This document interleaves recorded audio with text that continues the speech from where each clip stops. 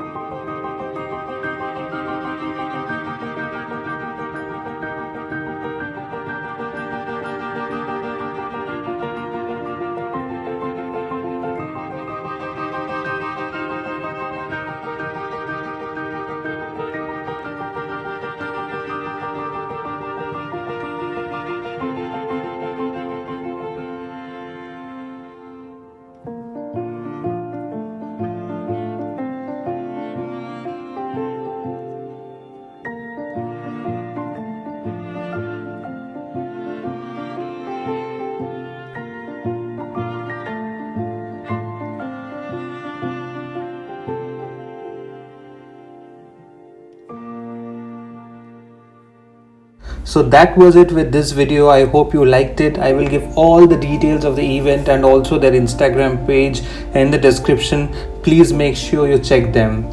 I have also a lot of content on art in Kolkata and exhibitions around, and I urge you to check them also. Links will be in the description. I will also be making a small video on trams in Kolkata, so make sure you are subscribed to the channel. So till the next time, goodbye.